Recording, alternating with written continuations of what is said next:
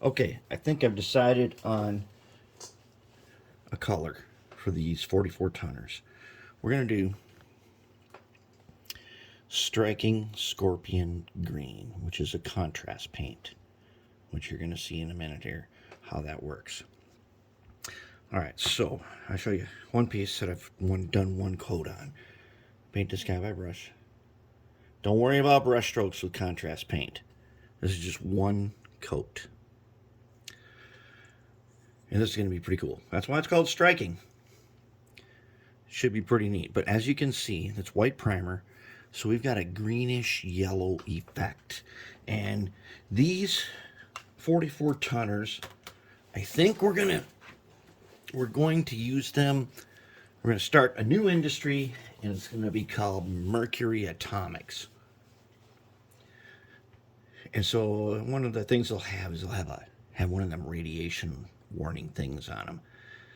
And this is going to be a good color for that. I kind of wanted a color. I wanted this crazy green color that you see at steel mills that they paint on steel to preventing from rust. I didn't have a contrast paint like that, and I want to use a contrast because if you want to get into hand painting, contrast colors they're by far the easiest to use and get really awesome results. So let's get right into it. So contrast paint, you shake it up. I've already stirred it once. Some people will drop a ball bearing into it and shake it up like the Army painter has now these things called speed paints, and they have a ball bearing in them. So they shake up super nice. And if you go to a store that has this, they will probably also have this. These are cool. They're like contrast paints, and they are a little easier to get right. And that's just like they have kind of just one-upped the contrast paints, but still contrast paints are way ahead of things that model railroaders use. Now, as you can see here, I got my 3 cups. Always got 3 cups and the 2 paper towel layer. And what we have here, 91%, always, for me, always on the right. If the shadow is here, you got to switch them around. You're left-handed, so he switches them around the other way. But 91% distilled water with a bunch of dish soap in it. Those are your important ones. And this one here with the dish soap is really important for when you're done also, and I'm going to show you that. So I've got a white Taklon brush here that I've been doing a little painting with, and you get these in packs of like 50 at Michael's and Joann's and Hobby Lobby, places like that. They're by far the best brush I have ever used. And way back in the day, I've told you before about the Silver Fox. Turns out the Silver Fox from Floquill, which was the secret to hand painting way back when you used scale coat colors in Floquill, the Silver Fox was the secret to getting a hand-painted piece look as good or better than airbrush. All right, now let's look over here. So I'll show you down here. Now, I went to a workshop put on by a gaming store that mostly has games like Warhammer and other tabletop miniature games. And at that clinic, you got a kit that had a palette of paints, and you got this monster. There's a couple choices, but I took the Red Frog. And then we had basically about an hour to use those palettes, essentially. 2 brushes, some water, and your palette of paints, which had red, black, and I can't remember. It was a good set. It was Vallejo. And I painted this in about an hour, and it really turned out pretty cool. Using their methods that we have used before, Mr. Red Frog here, he turned out really cool. And I'm using this kind of method to do this 44 tonner. All right, so let's get right into it. If you got to shake it up and stir it up and stuff, Step number 1 is to take a pool noodle and put your paint in there. Okay? This is an important step I cannot emphasize enough, because if you don't, the paint always spills, and then people go directly into one of the Facebook forums where they're painting with these kinds of paints and they post a picture of their spilled paint. Then they get banned for life. Do not do that. Put it in the pool noodle, open it up. Now these, they call them pots. All right? So the pot with the paint has this little trough here. You dip your brush in the paint. I take a little water. Okay, I dip my brush into the paint, and I take all that excess and I wipe it off into the trough. And the trough has now a spot where I can go in and get a little bit at a time. Okay, now contrast paints are a gravity paint, which means they're going to flow according to gravity, and they've got a little special effect to them that you will get because of the gravity flow. Now we got some vents up top here. Okay, I'm going to paint that top first. Okay, get my little bit of paint from there. All right, and since it's the top, I'm probably going to go this way, as if rain fell on it and it washed off to the sides. And as you'll see, at first I'm just going to get it on there, get a bunch of it on there, right? Okay, and it's going to take more than one coat. Okay, so now I'm not really getting it down into the vent, but now I'm going to brush it and get it to pool off to the sides. Okay, and I'm going to leave it. This is one coat. You can still, these paints are semi-transparent. You can still see through them. Now, if you're in the NMRA and you're planning on going to Dallas for the convention, you might get a chance to paint with me. I'm bringing stuff to paint, and it is one of those extra things that they have there, where if you're not doing anything else, you can come and paint with me. Okay, there we go. Now, since this is going to be Mercury Atomics, I like this kind of stuff. I'm probably going to put the special secret stuff. As we know, the special secret stuff is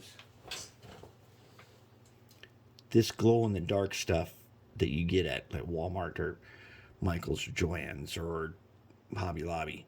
I'm probably going to put this over. It's semi-transparent, but it does glow in the dark.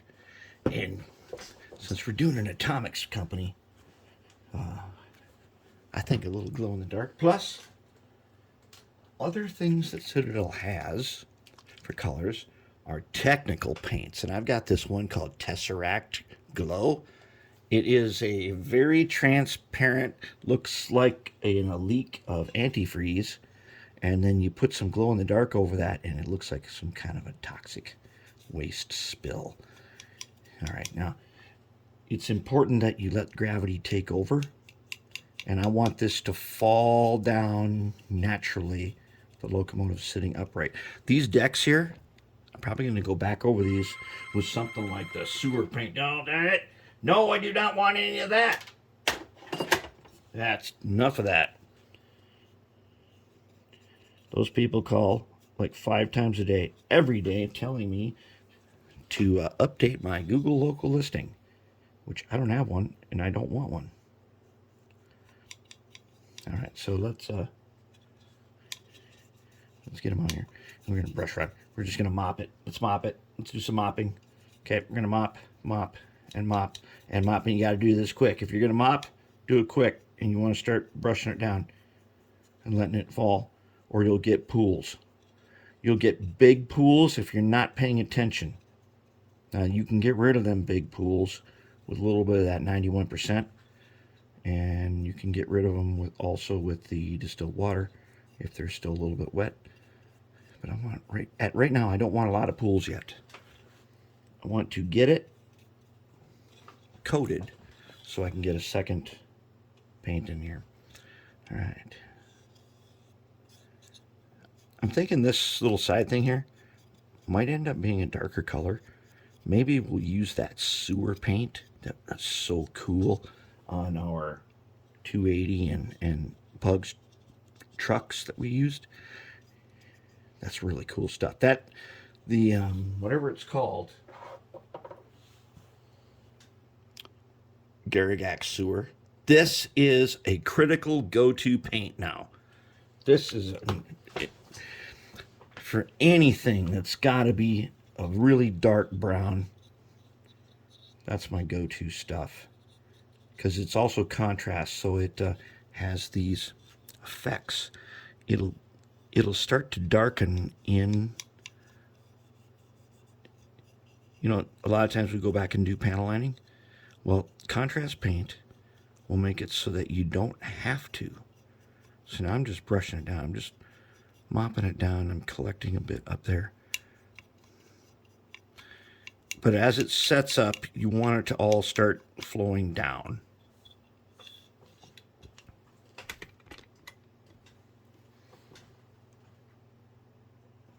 Okay. And the grill's probably going to get painted like that sewer paint color. That'd be perfect on these grills.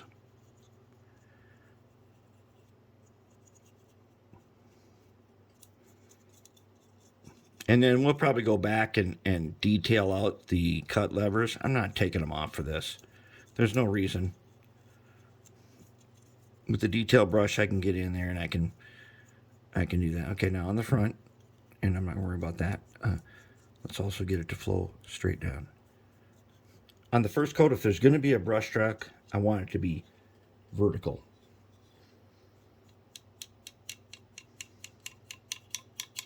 Let's do some mopping. Let's do some mopping so we get it in all the spots where it flows, and highlight them doors, and then we want to get it to go.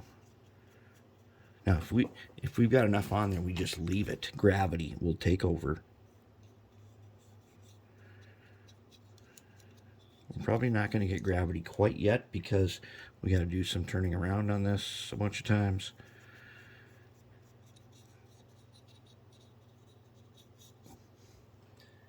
And I know a lot of you are stuck on the old paints. You're trying to find new old stock of Flow Quill, and you're trying to find new old stock of Scale Coat and those lacquer-based paints.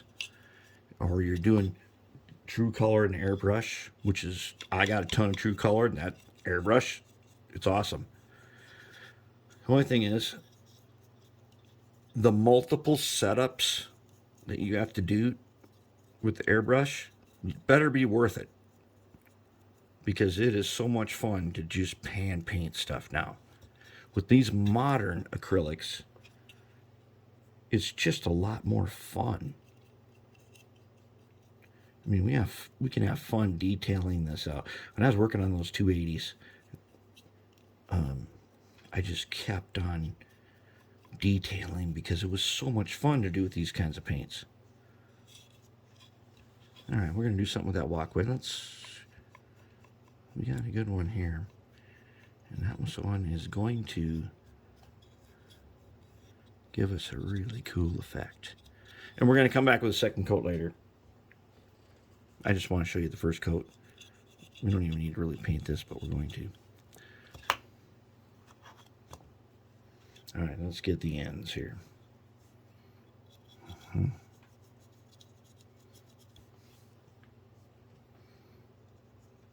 Yeah, we're going to put a bunch of it in there. And then we're going to have to mop it. Quick. This stuff starts setting up.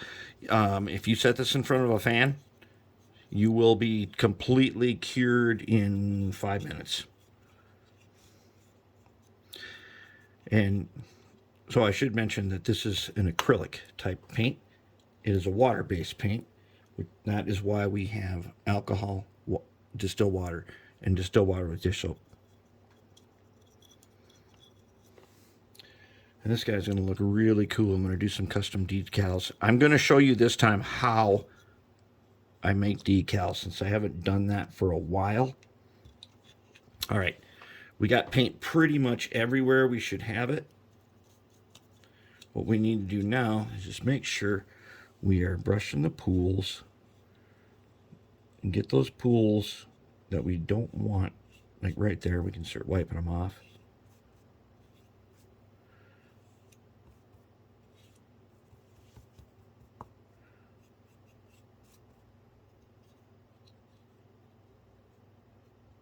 Okay, looking good. I got to resist the urge to go sideways on this because I want it to be as if the rain is running off, and it's going to run off sideways. It's already setting up because it's starting to get sticky. When it starts to get, so you can put a light coat of this on something, it'll get sticky, and then you can come back later and you've got a nice base to paint over. There it is. That's it. Okay. We're 15 minutes in. That's it. Okay, I'm going to do a little bit of alcohol on this brush. Let that sit for a sec while I close up the paint. Now, this paint, to close it, you palm it. All right. If you don't, you might end up leaving the backside open and it'll start to wreck your paint. Okay. How are we looking here? Let's check it out. Let's back up. Check it. All right, for a first coat, that's pretty good. Now, we could actually leave it like this, and that could be kind of a bleached effect of weathering. Let's take just a dip of distilled water.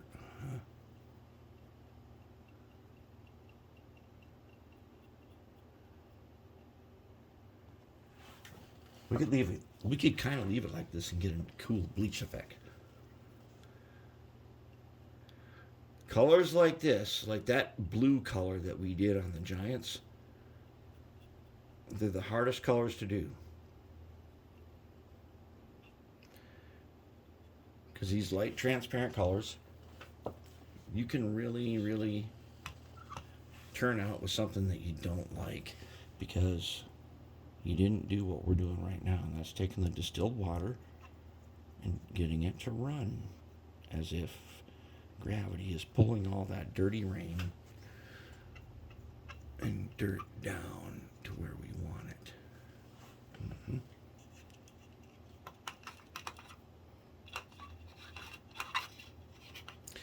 And these colors are available all over the world. Whoops, let's do this side. Mm-hmm. What do we got going on over here?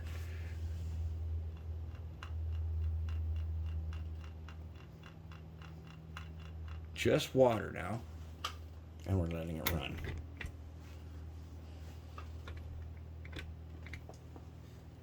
Letting it run down. Let's get it all the way down. We don't want any big globs. Let's take it off.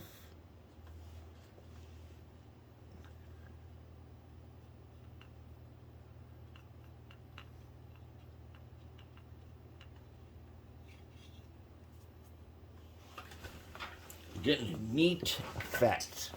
All right, now that's good to go. We're gonna leave this. We'll come back with a second coat. All right, now these white Taklon brushes, how do you take care of them? Well, one, don't totally get all the paint out. Okay, we're gonna get some out. It's gonna be almost clean. But when we get to this point, where it's almost clean, we're gonna take the dish soap. All right. Now I'm going to take it in my fingers. I take it. I'm going to squeeze it flat. Boom, just like that. Now I'm going to leave it alone. This brush is going to stay flat. When I come back, I just break it up with a little alcohol, and I'm ready to go again. All right, so we are on the track. Not bad. Got a little bleach effect going on there. Not a problem. We're going to probably do a second coat on this. And I'm going to make some custom decals. I'm going to show you how to do that.